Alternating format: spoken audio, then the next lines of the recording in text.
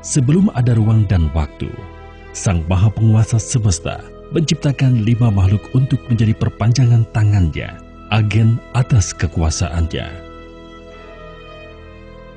Makhluk yang pertama adalah Ifrit, kekuasaan akan api diberikan kepadanya. Makhluk yang kedua adalah Khidir, kekuasaan akan air diserahkan ke tangannya. Makhluk yang ketiga adalah Jibril, kekuasaan akan cahaya dianugerahkan kepadanya. Makhluk yang keempat adalah Adam, kekuasaan akan tanah dimandatkan dalam kedudukannya. Makhluk yang kelima adalah Eva, kekuasaan akan angin disatukan dengan inti keberadaannya. Mereka berlima adalah Nur Muhammad.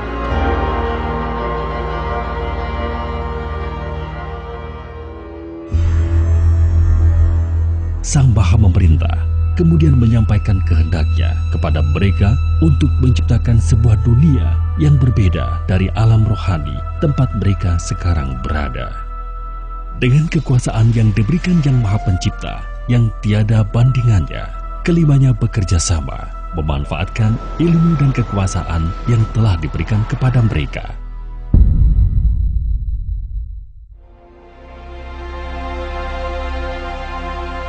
Melalui dentuman dan berbagai macam kekuatan dan kekuasaan, terciptalah kosmos, alam semesta.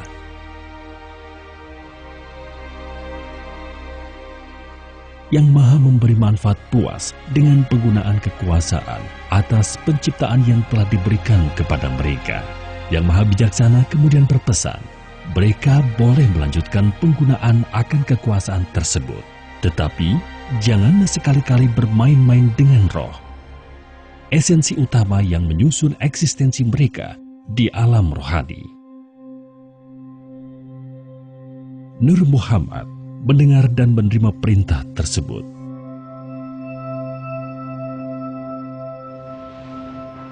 Tidak lama kemudian, salah satu di antara mereka berkomentar bahwa kosmos ini begitu luas dan terus bertambah luas seiring dengan waktu.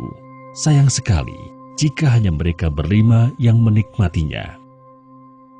Mereka pun melanjutkan usaha pemanfaatan kekuasaan yang telah diberikan oleh Sang Maha Agung dengan menciptakan sebuah awal dan akhir bernama kehidupan di dalamnya. Mereka bereksperimen, mencoba mencari tahu seberapa luas kekuasaan yang mereka miliki, tetapi mereka tidak bisa menemukan batasannya. Di tengah-tengah kenikmatan dalam berkarya cipta ini, tiba-tiba larangan dari Yang Maha menetapkan terlintas di dalam pikiran mereka. Mengapa Yang Maha memberi keamanan melarang mereka menggunakan roh? Seiring dengan perkembangan dan perubahan terhadap makhluk-makhluk yang mereka ciptakan di kosmos, rasa penasaran mereka semakin menjadi-jadi. Hingga pada suatu ketika, keempat dari 5 bersaudara ini akhirnya tidak bisa menahan diri untuk mulai menggabungkan secuil roh, esensi eksistensi mereka, dengan makhluk-makhluk yang mereka ciptakan di alam semesta. Jibril menolak untuk ikut berpartisipasi dalam percobaan mereka karena patuh terhadap perintah Yang Maha menentukan hukum. Keempat saudaranya menganggap penolakan Jibril karena ia tidak mempunyai ilmu yang bisa digunakan dalam percobaan tersebut.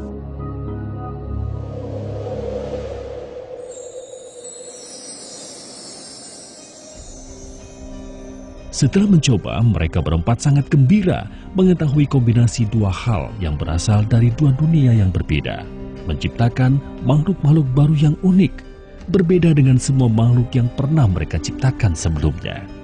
Mereka pun melanjutkan proses penciptaan alam semesta dengan melakukan berbagai macam eksperimen menggunakan roh mereka sendiri sebagai satu bahannya. Sang Maha mengetahui sadar akan hal ini. Jibril kemudian bertanya kepadanya, mengapa Yang Maha melihat membiarkan keempatnya melanggar peringatannya? Sang Maha menghendaki ingin menciptakan pemimpin atau khalifah di alam semesta. Jibril kembali bertanya, mengapa Sang Maha Bijaksana ingin mengisi alam semesta dengan makhluk yang tercipta dari kontradiksi dan dualitas tersebut? Bukankah mereka hanya akan saling menyakiti dan menghancurkan? Sang Maha Memuliakan makhluknya menjawab, jawaban atas pertanyaan tersebut harus Jibril cari tahu sendiri. Ketika percobaan yang dilakukan oleh Ifrit, Khidir, Adam dan Eva hampir sempurna untuk menciptakan makhluk yang identik dengan karakteristik mereka, tiba-tiba Yang Maha Tinggi memanggil mereka semua untuk berkumpul, termasuk Jibril. Sang Maha menghitung segala sesuatu, kemudian memerintahkan mereka berempat yang sejatinya diciptakan sejajar untuk sujud kepada Adam. Mereka semua mematuhi perintah yang diberikan Sang Maha Kuasa, kecuali Ifrit.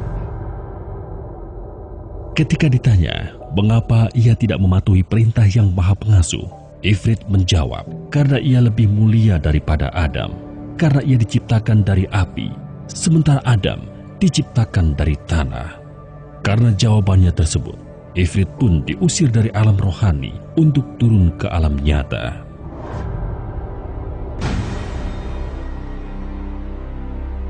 Ifrit diberikan kesempatan untuk membuktikan bahwa ia lebih mulia jika dibandingkan saudara-saudaranya yang lain, dengan mengalami sendiri kehidupan di alam nyata. Setelah selesai menguji Ifrit, Yang Maha Besar kemudian menguji keempat Nur Muhammad yang tersisa dengan mengiming-imingi kekuasaan yang lebih besar dari yang telah mereka miliki saat ini. Ternyata Adam dan Eva pun memakan umpan tersebut dan melanggar perintah Yang Maha Mengatur, sehingga mereka berdua kemudian juga diusir dari alam rohani. Adam dan Eva diberikan kesempatan untuk menambah pengetahuan dan kekuasaan yang mereka miliki dengan mengalami sendiri kehidupan di alam nyata. Dua bersaudara yang tersisa, Jibril dan Khidir, berdiskusi dan memutuskan bahwa salah satu dari mereka harus turun ke alam nyata untuk membantu saudara-saudara mereka. Khidir memutuskan untuk turun ke alam nyata secara sukarela, sementara Jibril tetap tinggal sebagai penyambung komunikasi dari alam rohani. Keputusan ini memastikan Jibril mampu berkomunikasi dengan Khidir, sehingga petunjuk-petunjuk yang diberikan Yang Maha Pemberi Petunjuk bisa diterima di alam nyata. Berbeda dengan di alam rohani, kali ini mereka harus hidup berbalutkan jasad, salah satu makhluk yang mereka ciptakan, sebuah gabungan antara roh dengan jasmani yang telah mereka modifikasi. Terdapat begitu banyak dorongan yang disebabkan tubuh jasmani tersebut yang belum pernah mereka rasakan sebelumnya. Hal ini menjadi tantangan tersendiri bagi mereka berempat. Di samping itu, terdapat juga rasa permusuhan dan saling menyalahkan di antara mereka atas pengusiran dari alam rohani tersebut. Mereka tidak menyadari bahwa di alam diri mereka saat ini terdapat 7 lapisan, yaitu roh suci, hati, nafsu, rasa, akal, pikir, dan tubuh jasmani. Berbeda dengan ketika mereka berempat masih berada di alam rohani. Meskipun begitu, mereka semua berusaha menjalankan hukuman ini sebaik mungkin, berharap suatu saat Yang Maha Pemaaf akan berkenan mengizinkan mereka kembali ke alam rohani.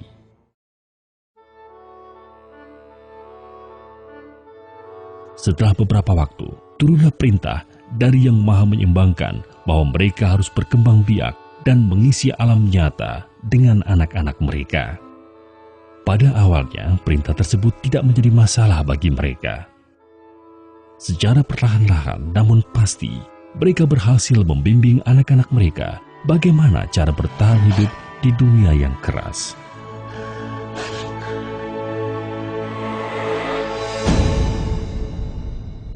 Nur Muhammad juga tidak ragu-ragu membagi kekuasaan mereka atas elemen kepada anak-anak mereka. Hingga suatu saat mereka menyadari bahwa ada yang terlewat dalam percobaan mereka ketika menggabungkan roh dengan jasad, yaitu keberadaan nafsu yang mengotori tindakan manusia.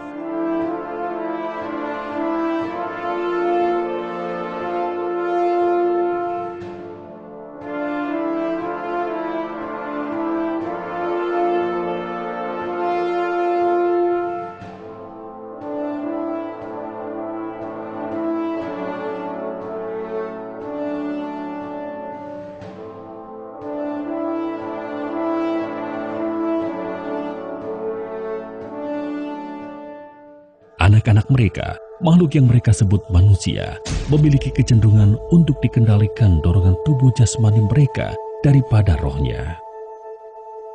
Kemudian ketika jasadnya mati, rohnya terjebak di alam nyata yang tidak bisa kembali ke alam rohani. Namun yang telah meninggal tersangkut di antara dua dunia. Mereka tidak benar-benar berada di alam nyata karena tidak memiliki jasmani, namun mereka juga jelas-jelas tidak masuk ke alam rohani. Hal ini mengakibatkan seiring dengan waktu manusia semakin sulit dikendalikan karena jumlah mereka terus bertambah. Nur Muhammad yang berpengalaman menciptakan alam semesta dan isinya ternyata mengalami kesulitan dalam mengendalikan kecenderungan hewani anak-anak mereka. Menanggapi hal tersebut, masing-masing Nur Muhammad dengan cara mereka sendiri memodifikasi sebagian ruang dan waktu di alam nyata untuk menciptakan kantung-kantung dimensi sebagai tempat sementara bagi roh-roh tersebut. Elysium, Tartarus, Asphodel Field, Valhalla, Hell, Nilfgaard, Sheol, Olam Haba, Heaven, Hell, Paradise, Limbo, Jannah, Jahanam, serta berbagai macam bentuk kehidupan setelah kematian, surga, neraka, sebagai bentuk imbalan atau hukuman, atau tempat lain di antara keduanya, merupakan hasil kekuasaan yang dimiliki Nur Muhammad dalam usahanya mengendalikan roh-roh manusia yang terjebak di alam nyata. Tetapi hal ini hanyalah sebuah solusi jangka pendek yang tidak menyelesaikan permasalahan. Berbeda dengan Nur Muhammad, manusia tidak memiliki daya yang cukup untuk melihat dengan jelas kekuasaan yang Maha Pencipta dalam segala hal, termasuk keberadaan alam rohani yang sebenarnya. Oleh karena itulah, kantung-kantung dimensi di alam nyata, atau bisa juga disebut alam fana, pada akhirnya seringkali disalahpahami sebagai alam rohani yang sebenarnya.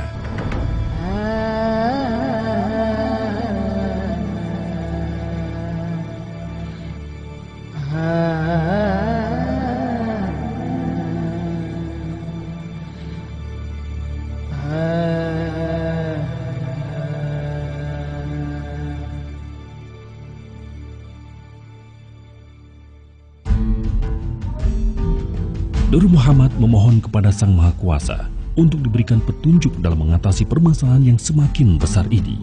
Melalui Jibril yang Maha Memelihara memberikan petunjuk pertama bahwa anak-anak mereka harus diperkenalkan kepada Sang Maha Pencipta.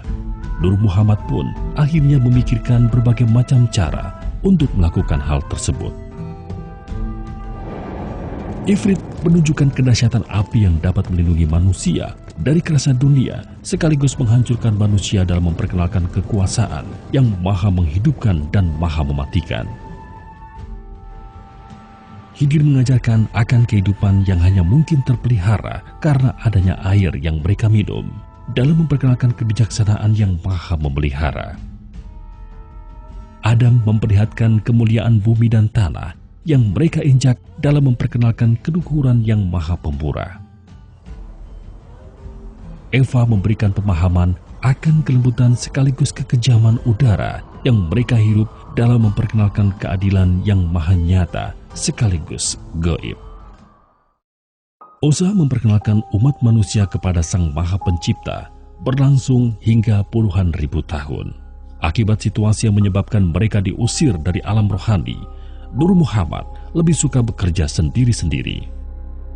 Di setiap siklus pengenalan akan Yang Maha Pencipta yang mereka lakukan dengan cara mereka sendiri-sendiri, manusia memang menjadi lebih terkontrol karena melihat sosok Nur Muhammad secara langsung. Tetapi begitu waktu berlalu dan ditinggal untuk berusaha sendiri, manusia selalu kembali pada kekacauan dan kerusakan. Bahkan, sebagian justru menyembah Nur Muhammad daripada Yang Maha Kuasa yang sebenarnya. Untuk menghindari pengkultusan tersebut, mereka mulai menggunakan sosok manusia khusus sebagai lewatan dalam menyampaikan ilmu kepada umat manusia. Sosok manusia tersebut sebagian kita kenal dengan sebutan Nabi atau Rasul.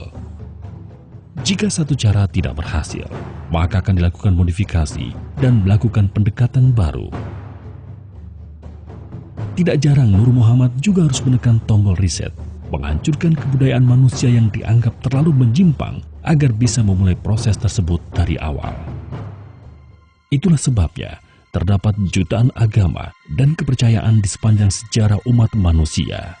Sebagian masih hidup dan dilaksanakan, sementara sisanya sudah hilang di telan waktu. Agama Islam yang dilewatkan melalui Nabi Muhammad, yang kemudian berkembang dalam berbagai versi, merupakan hasil kolaborasi dari Khidir dan Jibril. Agama Kristen, Katolik, dan segala bentuk turunannya yang menjunjung tinggi Kristus dan cinta kasih merupakan hasil kolaborasi Hawa atau Eva dan Jibril. Agama Hindu dan berbagai bentuk kejawen serta berbagai tradisi yang mengajarkan kemuliaan kepada manusia melalui cerita kepahlawanan merupakan hasil kolaborasi Adam dan Jibril. Agama Konfusius, Buddha, dan berbagai ajaran berbau ateisme yang mengajarkan kemuliaan kepada manusia tanpa secara eksplisit harus menyembah dan mengakui keberadaan Sang Pencipta merupakan hasil kolaborasi antara Ifrit dan Jibril. Dalam semua contoh ajaran kebaikan tersebut, Jibril hanyalah berfungsi sebagai kolaborator Nur Muhammad yang ada di alam nyata dalam berhubungan dengan Allah. Setelah melakukan berbagai pendekatan dan usaha yang tidak terhitung, Nur Muhammad tidak pernah berhasil mengantarkan satupun roh anak-anak mereka kembali ke alam rohani.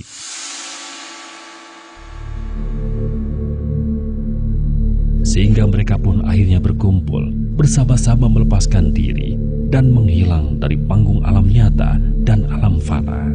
Umat manusia, anak-anak mereka tinggalkan sendirian. Mereka berkonsentrasi dan bersujud bersama di hadapan Yang Maha Pemilik kebesaran dan kemuliaan, menyerah dan mengakui bahwa mereka tidak mampu menyelesaikan tantangan ini. Mereka sujud selama hampir 1000 tahun sebelum akhirnya Yang Maha Bercahaya memberikan petunjuknya. Bahwa agar manusia bisa mengalahkan kecenderungan yang ada di dalam dirinya sendiri, yaitu nafsu, dan agar bisa benar-benar menjadi pemimpin di alam semesta, mereka membutuhkan pertolongan berupa utusan dari alam rohani, yaitu Malaikat Muqarrabin. Malaikat Muqarrabin adalah pancaran sinar dari Jibril, atau bisa disebut juga anak-anak Jibril, sebagaimana fitrah umat manusia merupakan anak-anak Nur Muhammad. Saat itulah Ifrit, Khidir, Adam, dan Eva baru sadar bahwa selama ini ilmu yang berusaha mereka cari-cari mengenai roh ternyata diberikan Yang Maha Kuasa kepada Jibril. Tetapi sebelum Malaikat Muqarrabin diturunkan, terdapat berbagai persyaratan yang harus dipenuhi oleh keempat Nur Muhammad berada di alam nyata. Nur Muhammad pun mulai bergerak kembali. Kali ini mereka bersama-sama bekerja sebagai satu kesatuan, seperti ketika pertama kali mereka menciptakan kosmos. Mereka memilih laboratorium untuk mulai melaksanakan perintah Yang Maha Esa tersebut di Tanah Jawa, sebuah tempat yang saat ini dikenal sebagai bagian dari Indonesia. Mengapa di Tanah Jawa? Pertama, karena tempat ini adalah tempat mereka berkumpul bersama untuk bersujud menyembah kepada Yang Maha Mulia. Kedua, karena ketika Nur Muhammad sedang bersujud bersama-sama di hadapan Yang Maha Kekal atas kehendaknya, Tanah Jawa ternyata telah menjadi tempat di mana terdapat campuran dari segala macam agama dan kepercayaan milik mereka berempat ketika mereka sedang bekerja sendiri-sendiri. Di Tanah Jawa, Nur Muhammad dikenal dengan sebutan Sedulur Papat Kalimo Pancer. Sedulur Papat mengacu kepada keempat Muhammad yang saat itu berada di alam nyata, orang tua rohani seluruh umat manusia, sementara Kalimo Pancer mengacu kepada Nur, cahaya, alias Jibril di alam rohani. Kali ini pun langkah pertama mereka adalah membaurkan seluruh ajaran mereka tersebut dengan pendekatan kasih sayang, ibarat berusaha mengambil ikan tanpa mengeruhkan airnya melalui orang-orang pilihan mereka yang dikenal dengan sebutan Wali Songo. Nur Muhammad membagi tugas utama yang perlu dilakukan menjadi 3. Pertama, Ifrit dan Khidir bertugas mengambil kembali segala bentuk ilmu kesaktian yang terlanjur mereka bagi kepada anak-anak mereka di masa lalu dan sudah dimodifikasi atau dicemari sehingga tidak sesuai dengan tujuan awal semua itu diberikan. Itulah sebabnya Seiring dengan waktu, semakin tipis mistisisme yang ada dalam umat manusia karena sumber energi kesaktian tersebut sebagian besar sudah diambil kembali oleh Ifrit dan Khidir. Kedua, Adam dan Eva bertugas meningkatkan ilmu dan sumber daya yang dimiliki oleh umat manusia dengan pendekatan yang tidak menggunakan ilmu kesaktian, terutama agar tidak melibatkan roh sebagai sumber energinya. Itulah sebabnya beberapa abad terakhir manusia mengalami kemajuan yang pesat di bidang ilmu pengetahuan dan teknologi. Sementara itu, Jibril bertugas mempersiapkan anak-anaknya, malaikat Muqarrabin, agar bisa menjadi rasul sebagai lewatan ilmu kebenaran. Lewatan yang maha memberi manfaat dalam membimbing umat manusia agar bisa menang melawan musuh besarnya, yaitu nafsu yang ada di dalam diri mereka sendiri. Setelah semua persyaratan tersebut dianggap cukup, dimulailah proses pengadilan rohani. Nur Muhammad diperintahkan untuk bersama-sama memproses cukup satu saja individu manusia agar memiliki kualitas tertinggi yang bisa mereka capai dengan tujuan memudahkan malaikat Muqarrabin agar bisa berinteraksi dengan manusia, hidup ataupun mati. Proses pembimbingan secara manual terhadap individu tersebut akan digunakan sebagai standar operasi untuk proses otomatis ketika malaikat Muqarrabin sudah turun nantinya. Dalam kesempatan yang sama, umat manusia didefinisikan, dikategorikan, dan diukur kualitasnya di hadapan yang maha tinggi. Standar yang digunakan adalah keikhlasan seorang manusia dalam menghadapi takdir yang ditetapkan kepadanya di dunia, yang tercermin dalam keputusan-keputusan yang ia ambil di dalam sandiwara kehidupan.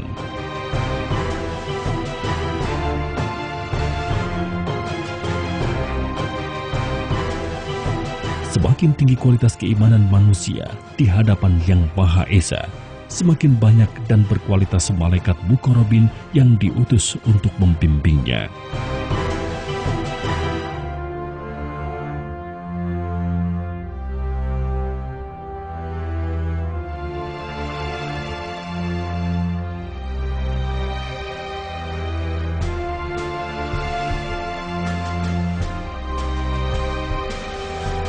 Dari pengadilan rohani, Nur Muhammad mengklasifikasikan tingkat keimanan manusia menjadi 20 tingkatan, dengan level 1 tertinggi, sementara level 20 terendah. Tingkatan ini untuk menentukan berapa jumlah dan kualitas malaikat Muqarrabin yang akan memberikannya pertolongan dari dalam diri manusia. Manusia yang akan difokuskan untuk dididik di alam nyata memiliki tingkatan antara 1 hingga 17. Sementara level 18, 19, dan 20 akan difokuskan pengajarannya di alam fana karena keikhlasan mereka sangatlah rendah jika dibandingkan dengan sisa hidup mereka di alam nyata. Atau dengan kata lain, mereka akan diwafatkan terlebih dulu sebelum memulai proses pengajarannya. Pada tahun 1989, MM Yasin diturunkan. Malaikat ini memiliki keahlian untuk menggiring roh-roh gentayangan di alam nyata agar mereka berhenti mempengaruhi yang masih hidup dalam menghadapi kehidupan yang sudah berat, agar benar-benar terpisah dari yang hidup dan memulai pembelajaran di alam yang khusus disediakan untuk mereka, alam fana. Pada tahun 1999 MM Nurani diturunkan. Malaikat ini bertugas melanjutkan usaha Ifrit dan Khidir dalam mengambil kembali ilmu-ilmu Nur Muhammad yang tidak bermanfaat dan atau telah digunakan oleh manusia untuk hal-hal yang tidak bermanfaat dengan menggunakan pendekatan kasih sayang tanpa adanya pemaksaan. MM Nurani kemudian mengembalikan ilmu-ilmu tersebut kepada Nur Muhammad. Dalam mengerjakan tugasnya, MM Nurani berkolaborasi dengan MM Yasin. Pada tahun 2005, MM Lumah diturunkan. Malaikat ini memiliki keahlian dan kemampuan untuk mengajarkan manusia bagaimana memahami ilmu maksud dan tujuan Allah dalam menguji manusia melalui kehidupan.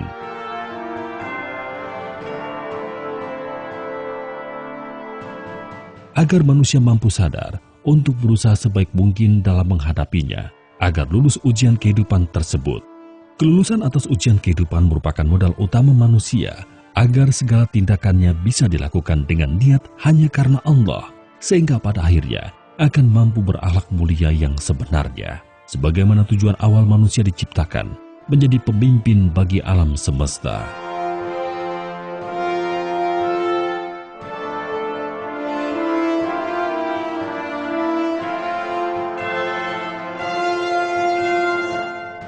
Pada tahun 2016, Syariat diturunkan.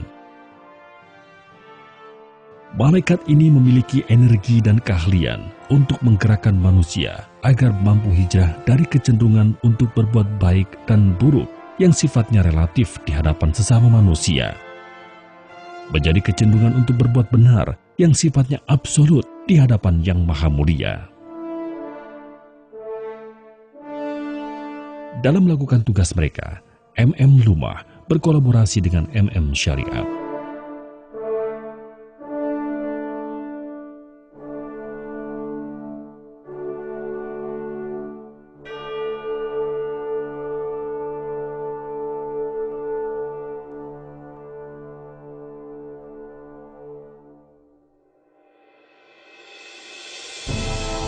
Semua agama dan ilmu apapun juga yang dimiliki manusia bersumber dari Yang Maha Kuasa melalui Nur Muhammad.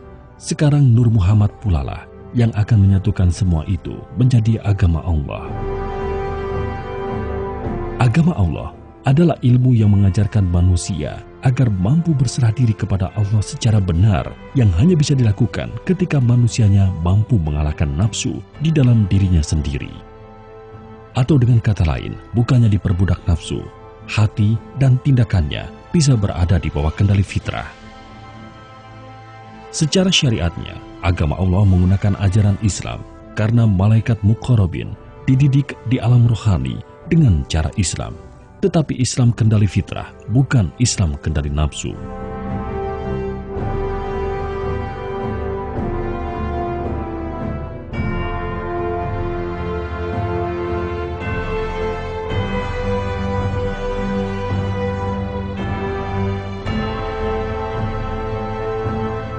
Masa inilah yang sejatinya disebut sebagai masa kejayaan dan kebangkitan Islam, di mana Islam benar-benar menjadi rahmatan lil alamin, rahmat untuk seluruh alam. Allah Zat yang Maha Merencana, sesuai di dalam surat An-Nasr, apabila telah datang pertolongan Allah dan kemenangan, dan kamu lihat manusia masuk agama Allah dengan berbondong-bondong, maka bertasbihlah dengan memuji Tuhanmu dan memohonlah ampun kepadanya. Sesungguhnya Dia yang Maha Penerima Taubat.